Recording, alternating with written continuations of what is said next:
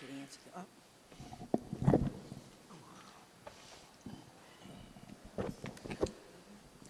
Good evening, everyone, and welcome to the Waterbury Board of Education regular meeting. We'll begin tonight with a moment of silence. Thank you, Madam President. As we take a moment to remember those who have passed, please remember one of our students, Ivetalis Tamara Nazario. Ivetalis was a 10-year-old fourth grade student at Reed Elementary School. She passed away on March 24th, 2017. Her teachers remember her as a happy, sweet girl, a loving soul, and full of life. Also this evening, let's remember Mrs. Veronica Burriel, who passed away on Friday, March 31st. Ms. Burriel was a speech-language pathologist for 25 years with Waterbury Public Schools. Let us remember both this evening and also recognize Mrs. Burriel's service and dedications to the students of Waterbury. Thank you.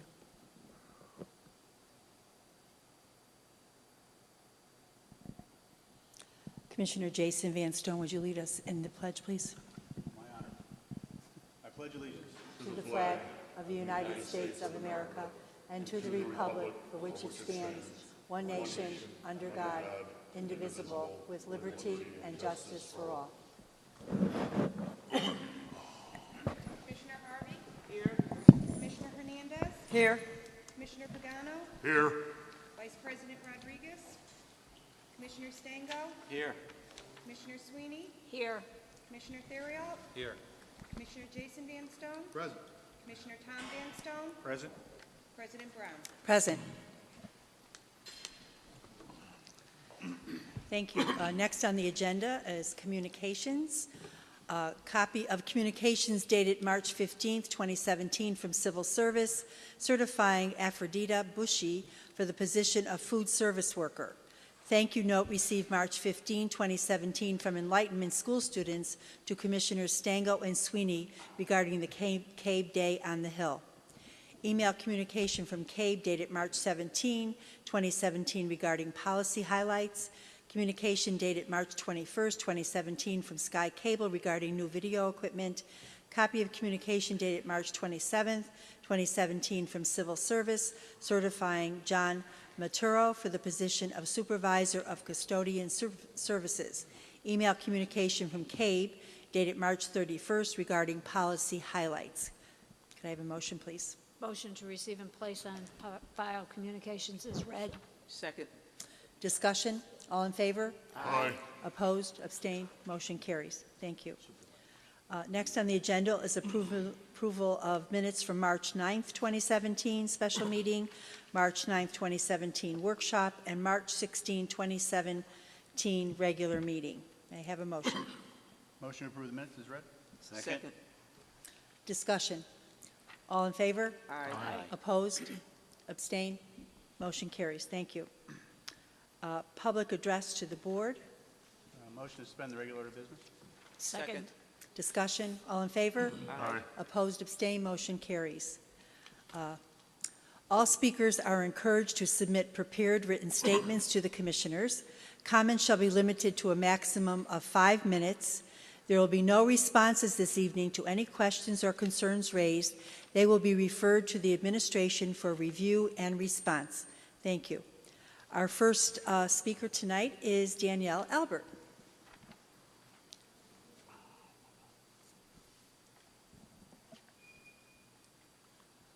Hi, everybody.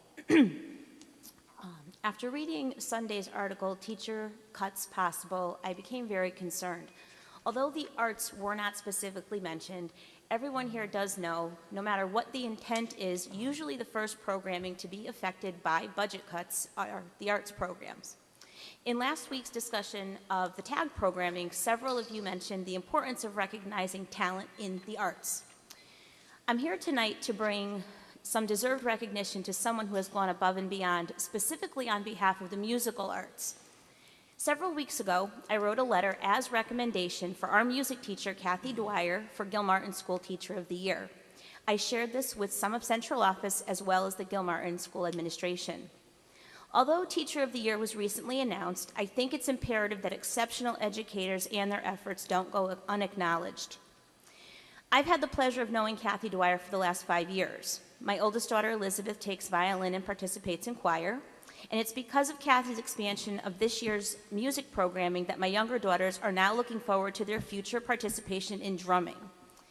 I have seen Kathy take a small group and fledgling music program at Gilmartin and turn it into something that every year only gets better.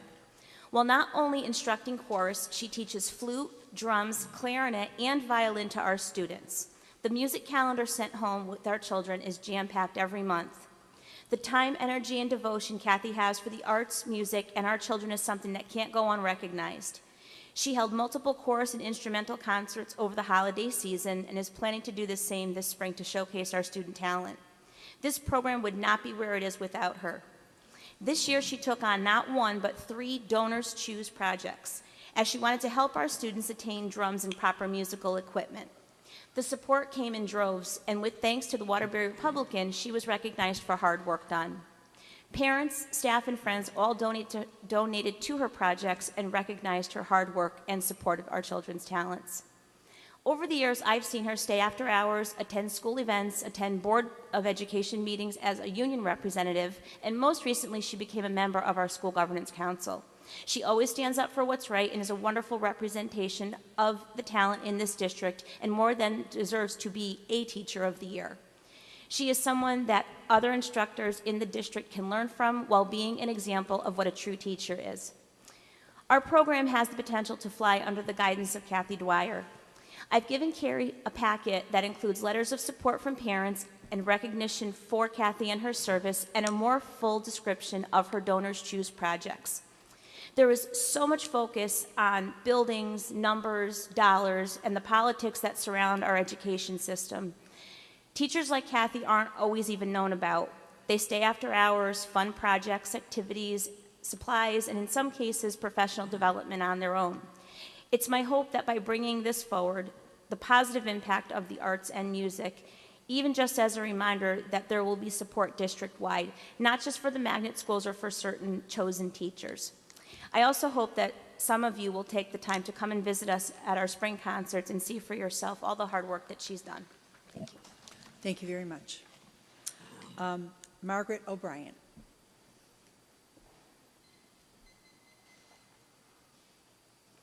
Good evening. Normally, I stand here to present warning signs of what is happening with our special education children in the school districts. Tonight, I am here to share an experience with you with a family who have 2 autistic children in 2 of our schools. Recently, I was able to attend a meeting at our Bucks Hill Annex, which I had never been to, for our 3- and 4-year-olds. These are her youngest of 2 children go there. Considering I'm not always welcomed at PPTs, when I represent a family, I always go prepared for the heavy discussions. But on this particular day, I was taken by surprise, as were the parents. For the first time in my Waterbury experience, we were warmly welcomed. All concerns were shared with love of this little guy, what was happening and what needed to be done to help him move forward. The love and concern was genuine and so appreciated by the parents and myself. The principal, Mrs. Blakesley, I think I got her name right, should be commended for the work she and her team up there do. They look at each child there as an individual, each having different abilities and each learning with different needs. This program is a blessing and should be noticed by all. Upon leaving, the parents asked me why their other autistic child who was in a different school didn't get the same concern. I just had to explain the best I could that it was a different team.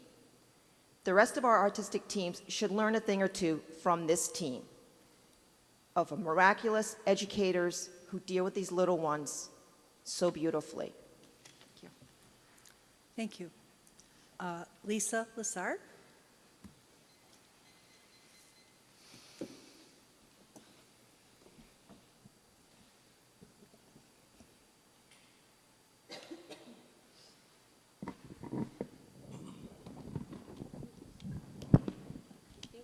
Of this by now.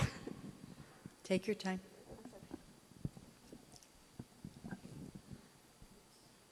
Okay. I am here this evening in accordance to my daughter and her special educational schooling at the college that she was just put into here in Waterbury. And I'm weeping very sadly tonight because my daughter was in tears, or she would have came with me. I am here tonight, unfortunately, to ask for the Supervisor of Special Education, Denise Carr's resignation. Enough is finally enough, and these are the reasons. As you are already aware, Supervisor of Special Education, Denise Carr, was the supervisor in charge in this district for the responsibility of my adult child's education and representation of this Waterbury Board of Education. Before a move from TEU, transitional schooling, she was supposed to, under federal law, have in place all of the following. 1, my adult child's IEP, individual educational plan, tweaked, updates, and added to or subtracted from past transitional schooling, transitional educational unlimited TEU. Remember, an IEP is a legal binding contract, meaning needs to be implemented. Not just when you want to, but all the time.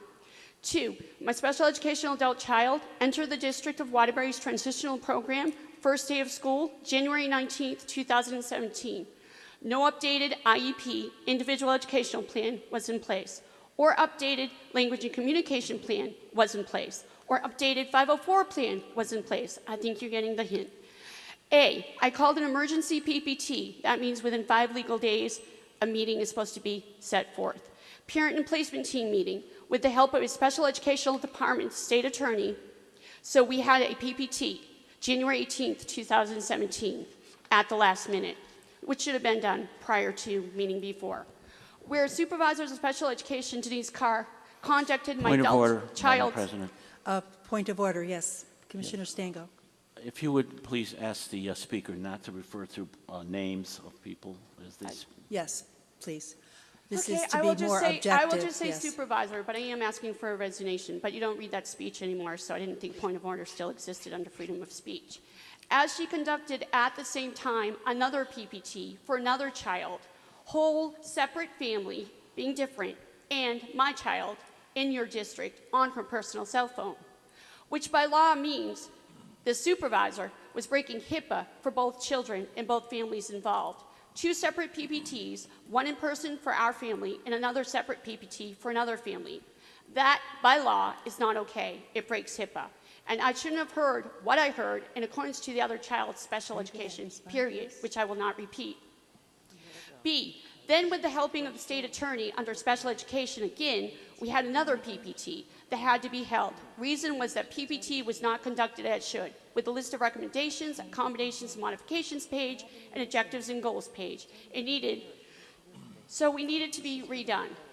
Because supervisor did not implement my daughter's IEP, again, legal binding contract with American Sign Language interpreters for 11 days, I put in a state formal complaint to the due process unit, which we won because laws were there to back up, which under resolution page came back, this district owes my adult child 52 hours or 11 days of special educational schooling because laws under Federal Registry IDEA were not followed, meaning implemented with her IEP as written. Now, since January 19th, 2017, my adult child's IEP has not been implemented, means followed under objectives and goals. So now 3 months and counting of internship jobs need to be made up by this district, says the State Department. New supervisor of special education trying to fix supervisor of special education, her name, not implementing because of. Objectives and goals under careers to clarify are the following. Measurable annual goals linked to present level. The student will acquire the necessary vocational skills that allow for independent functioning in a variety of settings. Variety means, for clarification, many. Objective 1, the student will identify the primary and secondary career goals, which in plural so means more than one, comparing the qualifications necessary for success in such occupations, being plural. Objective 2, the student will complete vocational training through an adult service agency, which will monitor and evaluate students' progress, not in place as of 3 months and now counting. Now, objectives and goals are not being implemented as written in her IEP legal binding contract and owed to her. So that means she will not be getting her high school diploma at age 21 at this college programming, says the State Department of Education, says any federal law, because they need to have all implemented in IEP, individual educational plan, legal document, 1 second, please, legal document so she can graduate. So basically, when they leave high school, they get their certificate of attendance, so they don't get their high school diploma, so they continue to 18 to 21 transitional programming. My daughter was in tears. I made an emergency counseling session because she has anxiety. She says, why does Waterbury hate me and my education so much? I had to explain to her, good question. I don't believe they hate you or your education, but I do believe they need to start following their IEPs. So there's mediation, due process, or a resolution, and I picked one of the above. Please find out from your special educational director which one I picked. Thank you and God bless, which is special educational court. Thank you. Are there any other members of the public who would like to share their thoughts? Seeing none? Oh, I'm sorry, go ahead. Please state your name and address, please. Juliana Emery, 14 Edward Street, Waterbury. Hello, can you hear me? Okay. So I've come here many times as Lisa, and I just want to describe a little bit of what my week has been like with a special ed child. So last week I had PPTs, I had a manifestation meeting.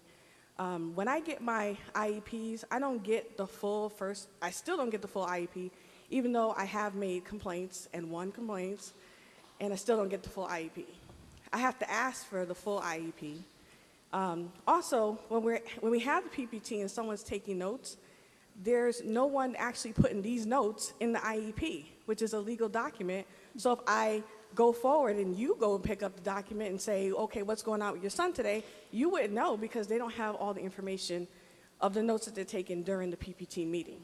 So then I have to now do a consent form and then amend the IEP, which all the notes should technically be in there already.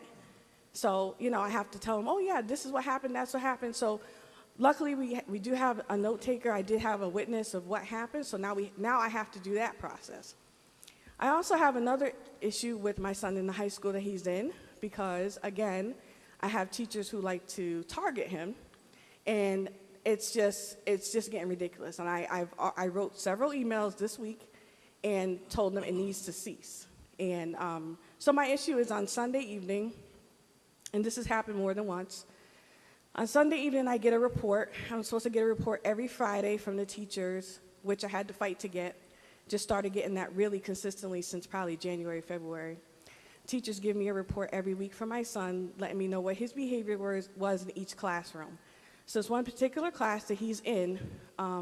This teacher, I just don't know if she just doesn't get it. Like, you're supposed to know where the child is if they're supposed to be in your class and they're not there.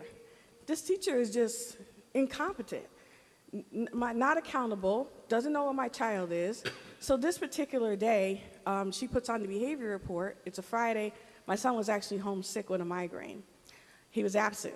So in his absence, he's going to receive a referral for suspension because she thinks that he's actually at the school and he was in the gym during the time that he was supposed to be in her class. Well, he can't be at home sick and at the school at the same time. So that's not possible.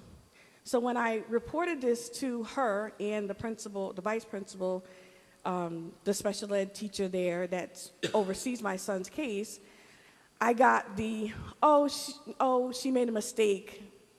It was another day, not that day. It actually was the day before. So I'm saying, okay, well, the behavior report, I literally get a report Monday, Tuesday, Wednesday, Thursday, Friday. On Thursday, where they're trying to say he was somewhere else for 10 minutes, she has that he cooperated perfectly in the class, did all his work. No mention of he was 10 minutes late, no nothing. This is something that's continuously happened. I think this is probably about the third or fourth time that this has happened. The first time it happened, my son was sent to the nurse because he was sick, and while in that same class, he was sick, and then he was sent home because he was sick by the nurse. So his father came to pick him up. Well, she gave him a referral for suspension, thinking that he skipped the class. No investigation, no trying to figure out what's going on with my child, not even knowing where my child is. And this is on 3 or 4 occasions already. So at this point, they're like, no, she's not trying to do anything to say anything against your child. Well, it's a consistent thing, and it's documented. So it's not something I'm making up. I mean, the same thing that I received on Sunday with the report is the same thing that they got, and it's in black and white. And, you know, I told her that this has to stop. It has to stop. My son, we had a whole big thing about arrests, suspensions. My son constantly gets sent to suspension for either wearing a hoodie. Okay, not supposed to wear that. But guess what? I was in Kennedy High School on the 28th for a PPT. 3 students came to the office. Not one of them was in uniform. Each student had on a hoodie. In fact, one of the girls had on leggings and not even a school shirt. Not one person said anything to her. Yet my son has write-ups of hoodie and he's wearing a jacket in the class because it's cold. So, I mean, if they're going to do something for one, they're going to do it for all. And they shouldn't be targeting special ed children. I need to get my IEPs. They want to be in compliance with certain things, so they need to be in compliance with everything. Thank you. Thank you. Okay, could I have a motion? Okay. One more? Sorry, we have one other person. Go ahead.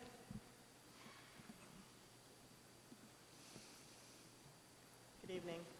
My name's Lynn Flynn. I'm the grandparent of a student who attends Waterbury School. And I'd like to know what's been accomplished since the setting up of a task force for investigating the special ed supervising. I never heard anything about it. If I may take the liberty, there's no task force on special education. That was referred to the curriculum committee to look at. To look at what? The special ed program. And did they look at it? It's in progress. And I'd also like to know why there's no special ed supervisor in on these meetings regarding special ed.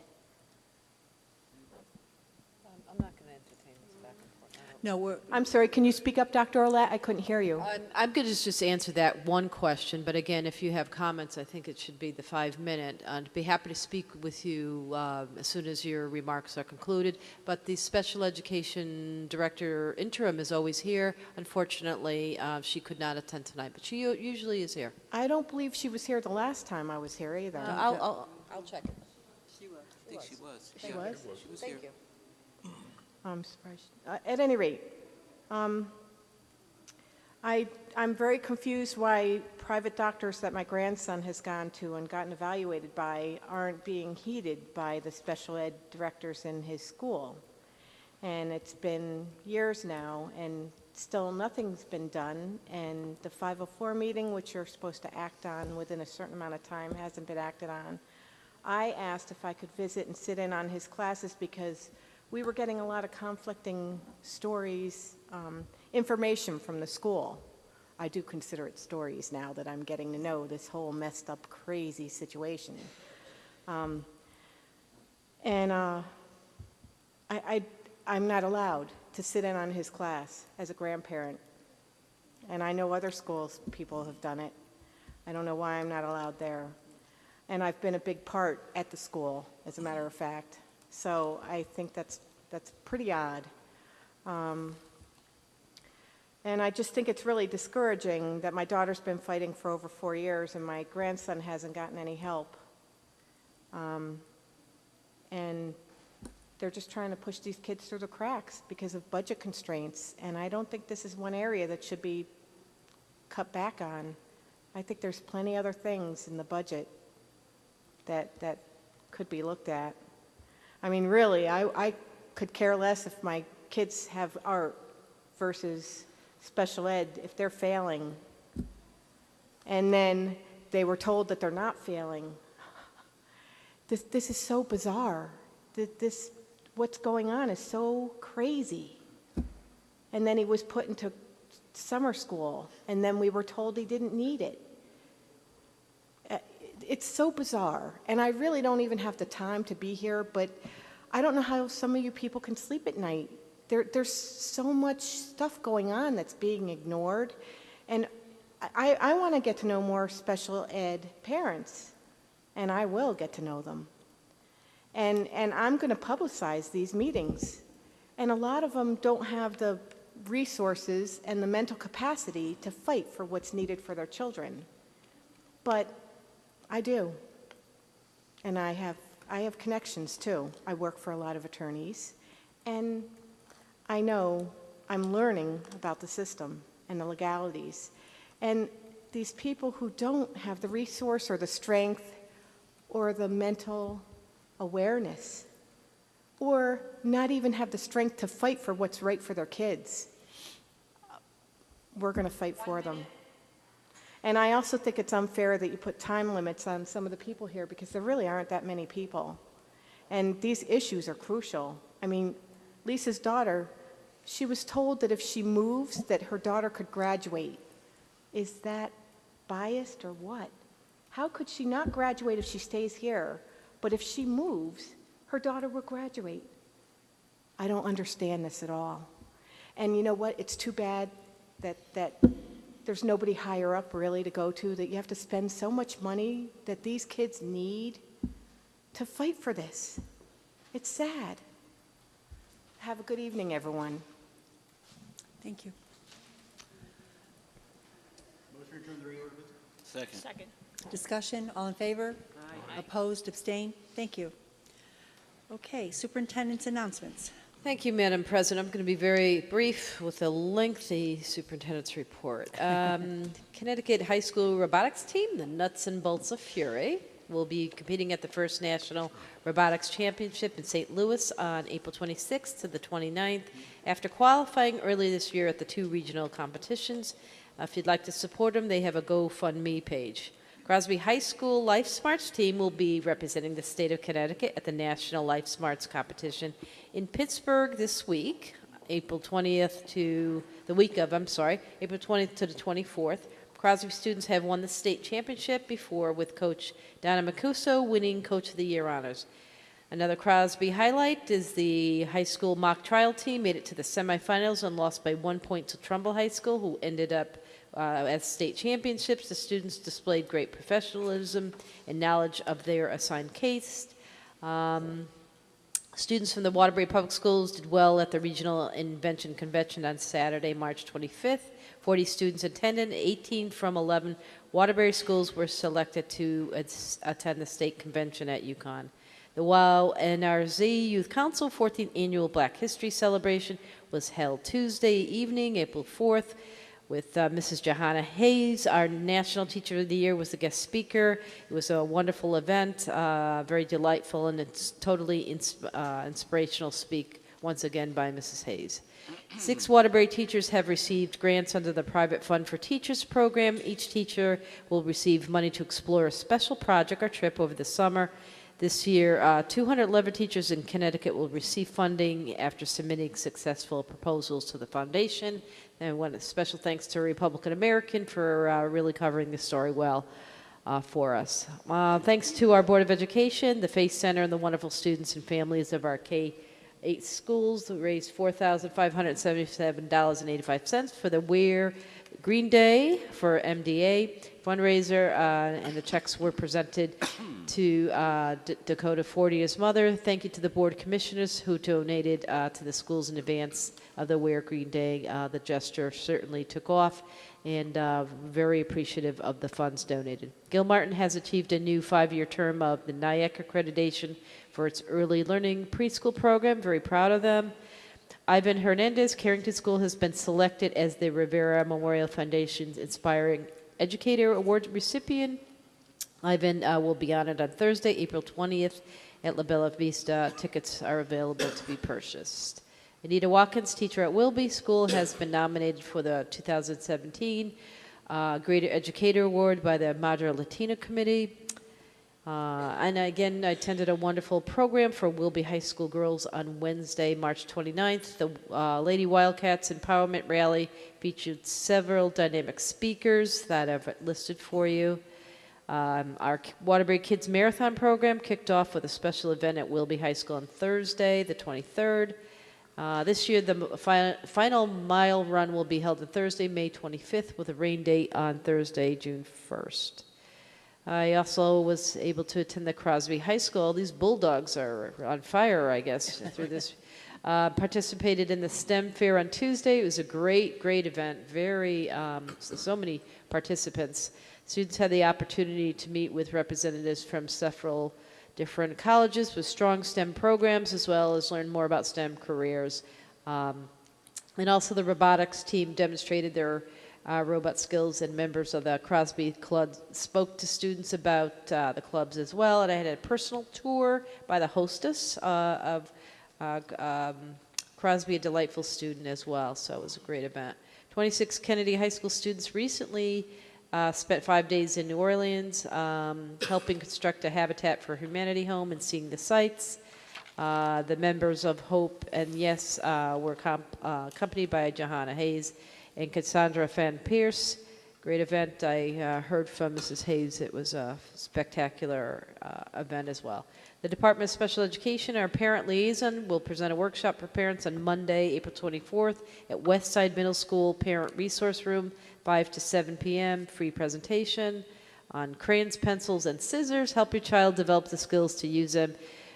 With feature speaker Nancy Rayner, an OT, an occupational therapist with access rehabilitation and over 30 years of experience with students.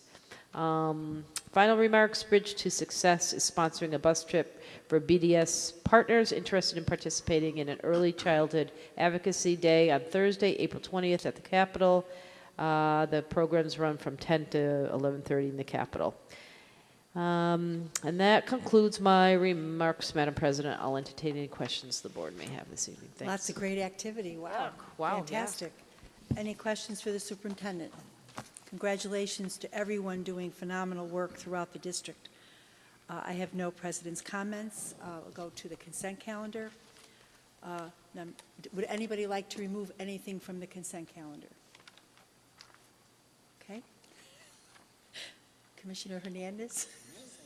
Okay. Okay. 9.1, request approval of an agreement with Sacred Heart University, Inc., College of Health Professions at no cost for speech-language pathology externs. 9.2, request approval of a contract with B&W Paving and Landscaping, LLC, to provide site improvements of parking lots and tennis courts at various schools. 9.3, request approval of transfers in the 2016-2017 budget. 9.4, request approval of an agreement with the CW Resources, Inc. for transition services for students with disabilities. 9.5, request approval of an agreement with the following at no cost for transition services for students with disabilities: Abbott Terrace Health Center, Bell Academy of Cosmetology, Brass City Charter School, Children's Community School, and the Hispanic Coalition of Greater Waterbury. 9.6, request permission be granted to Luane Kennedy High School and 4 chaperones to take 50 students to New York on April 21st to visit the United Nations. 9.7, request permission be granted to Crystal Velez Kennedy High School and 8 chaperones to take 90 students to Boston to visit the Museum of Science. 9.8, request permission be granted to Marnie Valletta, Wilby High School, and 5 chaperones to take 55 students to Lyndhurst, New Jersey, to visit medieval times. 9.9, request permission be granted to Robert Haxey, Wilby High School, and 4 chaperones to take 50 students to Philadelphia to visit various sites. 9.10, request permission be granted to Peter Flamia, Waterbury Career Academy, and 3 chaperones to take 37 students to New York on May 10th to visit various sites. 9.11, use of school facilities by school organizations and/or city departments. 9.12, use of school facilities by outside organizations and/or waiver request. May I have a motion? Motion to approve the consent calendar as read. Second. Discussion? All in favor? Aye. Opposed? Abstained? Motion carries. Thank you. No items were removed from the calendar. Number 11, superintendent's notification to the board. Motion to receive and place on file superintendent's notification to the board. Second. Items 11.1 through 11.7. Second. Discussion? All in favor? Aye. Opposed? Oh, Abstain. sorry. Abstain? Okay. Motion carries. Thank you. Number 12, unfinished business of preceding meeting only. Number 13, other unfinished new and miscellaneous business. Commissioner Harvey. Thank you. I just want to quickly, there are some other events that took place in the district that I did want to just acknowledge, and it looks like it's Crosby High School again, who had their rescheduled African Heritage Society presents African Diaspora, and it was their program. It was a wonderful, wonderful program. They had a tribute to Dot Teasley, who died suddenly, but those children loved Dot Teasley. And I thought it was a very, very, very good tribute to her. So I wanted to mention that. Also want to just go back to the STEM, Crosby STEM Fair. You have distributed so that you can look and see the work that went into this. We had a lot of, it seems like this grows each year, and I just compliment all of those who were involved with it at Crosby, Mr. Reed, Ms. Gopi, and others. The students, my alma mater was there, Eastern Connecticut State. It was college when I went, and now it's a university.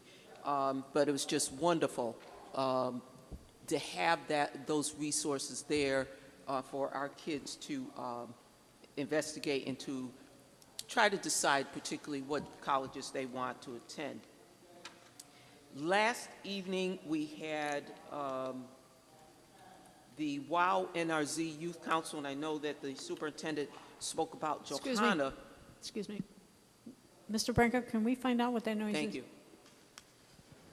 Spoke about Johanna Hayes, but I just want to talk about the youth who organized this, the WOW NRZ Youth Council. They do this every year. They meet once a month, and they put together a very, very good program. They honored one of their own, Desiree Parker, for her contributions to them, helping them to in civics, etc. They honored State Representative Larry Butler for his 30 years of devotion to the Committee for the Mayor for the Day, Black Mayor for the Day. They also honored the Old School Picnic, those who organized that. And so it's just, the Youth Council just need to encourage them. This Youth Council is run by Alderman Hadley. And we had our current Black Mayor for the Day, Hubie Williamson. Hubie Williamson was the leader, our leader for the citywide Youth Council. So it was really very unique to have him there and to have him see what's being done with these youth. The youth are off the street, finding out about politics, finding out about civics, so we want to definitely encourage them. So I just wanted to spend a little bit more time talking about that. So I will relinquish the floor. Thank you, Madam President. Thank you. Commissioner Van Stone. Thank you, Madam President, through you. Just quickly, wanted to thank all the participation from the members of this board and central office in the last Sunday's Chris Corbett Memorial Run 5K up at Holy Cross. Very happy how well we supported it. Tremendous run. The amount of teachers and administrators I saw taking part in the race was heartwarming. And one of the highlights was the young man who won the race and set a course record that day was one of our own, Kennedy High's Kyle Hotchkiss. So big congratulations to him setting a course record and doing the student body here in Waterbury proud. So. Did you run? Did I run? I ran to Frank. There's a little Frankie's card at the end, and I ran from where I was once they opened that up and had a couple hot dogs. Kyle is Sounds family. like a great event. Kyle is family, so I will let his family know. Thank you, Jason, for that. Great. Okay, there's no executive session tonight. Can I have a motion to adjourn? Motion to adjourn. Second. All in favor? Aye. Thank you, everybody. Have a wonderful Easter, everybody.